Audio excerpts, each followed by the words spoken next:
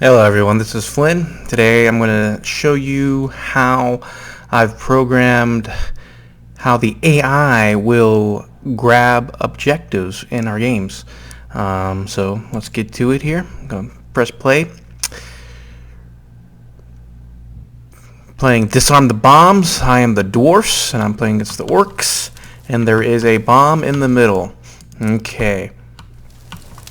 So I'm going to press end movement phase right now just to get through movement.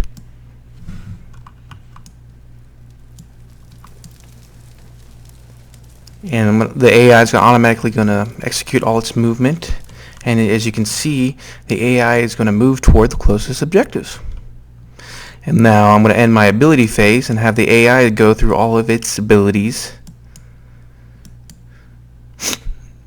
The reason it goes that blue circle, that green circle pops every time. It's just scrolling through all the abilities of each orc to see if it should, execute that ability or not.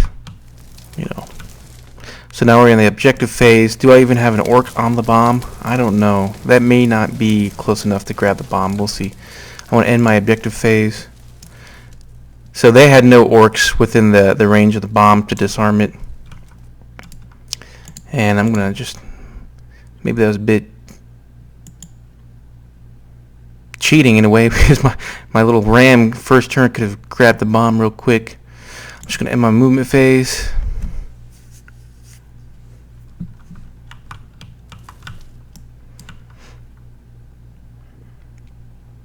Alright, they're going through their ability phase right now. I'm going to end my ability phase. So as you see, the AI moves toward the bombs. I move my guy toward the bomb. They're attacking my guy. They might even kill my guy before he does anything. Yeah, I think Jabril's dead, man. Yeah, they just smoked Jabril. And he's about to smoke some other guys. Player 2 is still doing his abilities. Doing long throw against Hazmat. Man, he's about to fuck up Hazmat. Alright, did 1 damage, okay.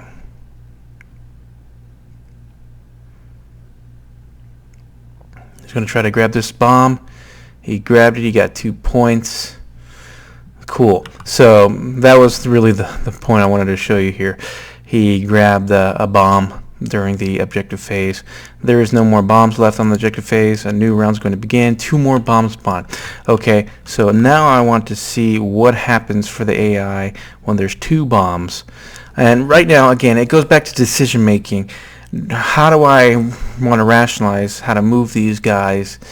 Do I want to move them toward the bombs? This bomb right here? Do I want to move them toward this bomb right here? Do I want to move them toward an enemy? That's going to be, I think, very complicated.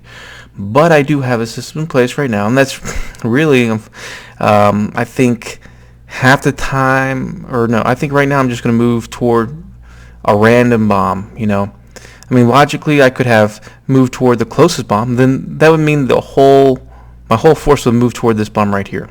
My whole orc force would move to this one bomb here and ignore this bomb right here. So, right now I have it random, so I can tell you some of these orcs will move here and some of these orcs will move here. I don't know which ones.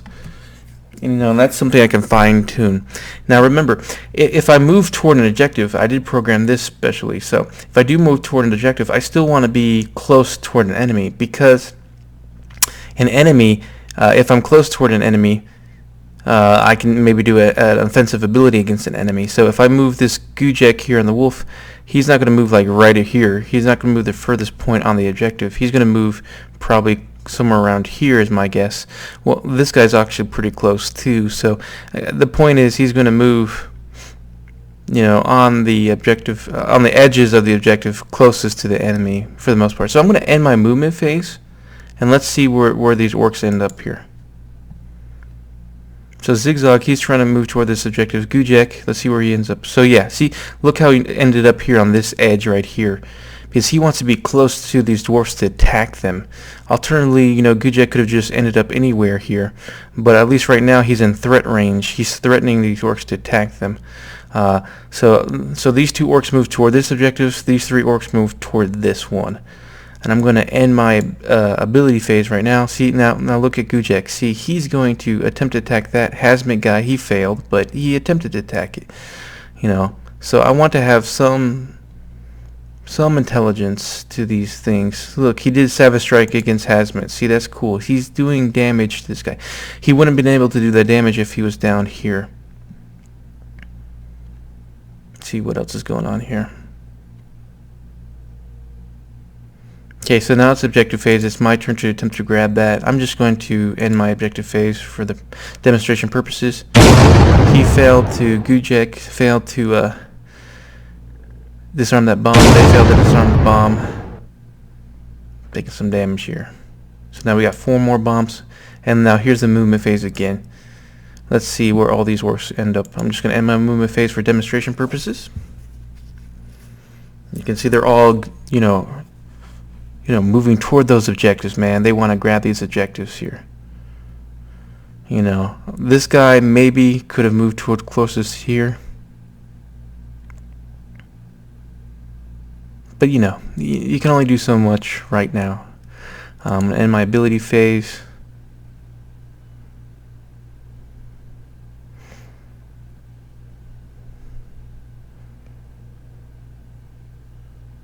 See the AI going through its abilities.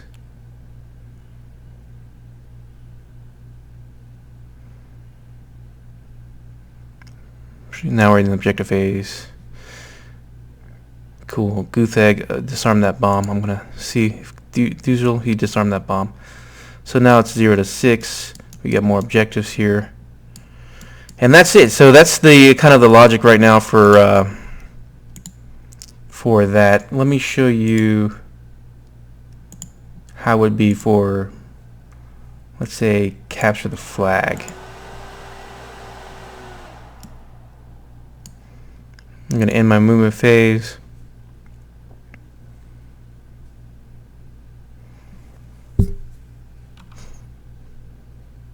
There you go. Gujek is right next to that objective. This was an interesting piece. There's only one objective, right? And then there's the extra logic you have to program. I had to program, right? Because once you grab this flag, you want to bring it back to your end zone, you know, to score it. So I had to, you know, program where once that flag is being carried, if it's been carried by, you know, the AI player, the AI is going to want to bring it back to the end zone to score. You know, let's see what happens here. Cool. Gujek's going to grab the flag, grabs it, and look at that. He moved it right back to the end zone in one go, and he scored. And then 0 to 1. It's pretty cool. You know, then you keep playing until the first person to 3. You know, all these games may need to be tweaked. You know, positions of the the monsters are key. And so here's Monowile. Again, so with this time we have 3 static objectives. They're not random like the disarm bombs.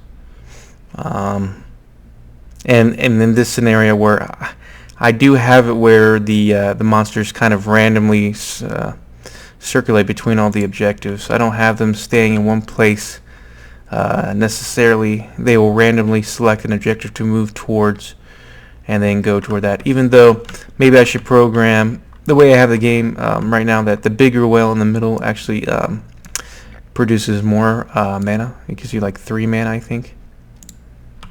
Let's see here. Yeah, he just grabbed this one. So he got 3 points. And look at him, he's moving over here now. He's abandoning this one. That may be intelligent, that may not be intelligent. I don't know. It's going to be a bit random. It could be right now the AI is just terrible. But it's, you know, it's something to play against for fun. Yeah. I don't know how optimized or hard the AI would be. I guess I'd have to play it a few rounds to see if this would be, you know, quote unquote easy mode, you know. Then hard modes, it would be something I would fine tune later, where the AI is always making super rational decisions and optimized decisions against you. So.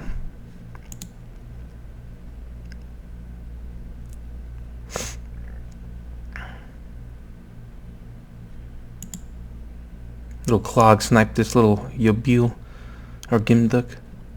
Let's see what's happening now. It's grabbing objectives, failed. You know, one thing I didn't show you. Here, let me show you right now. There's one more part I want to show you on the code that I did. So during in games, we're still playing. I'm going to move my dwarfs right now because I know there's been one attempt on the mana well. It's been this one right here, and I'm going to move this dwarf into here. And so what I'm showing you is right now we have 2 orcs right here that can still try to grab objectives, and this on this mana well. Then we have 1 orc right here behind this big mana well that can try to grab this. And I did program the logic such that if a objective is contested and it's ready to be grabbed, then the orcs are going to try to grab the objective that's contested first, right? Priority. That's trying to rationalize the AI, because if it's contested, then if I have the orc over here try to grab this objective and it's not even contested, then the dwarf right here is going to have his chance to grab this and just grab this objective before I even have a chance to grab it, you know. So basically I rationalized, I made at least I optimized the decision making on when to prioritize and which objective to grab. So when I press play here, you're going to see them attempt to grab this mana well. They're going to ignore this one for now because it's not contested. So see what happens here. There we go. See, they grab this objective, then they're going to go to this objective. And that's it. That's the end. So so at least we have some rationalization and optimization on the grabbing contested objectives first. All right, that's it for this video.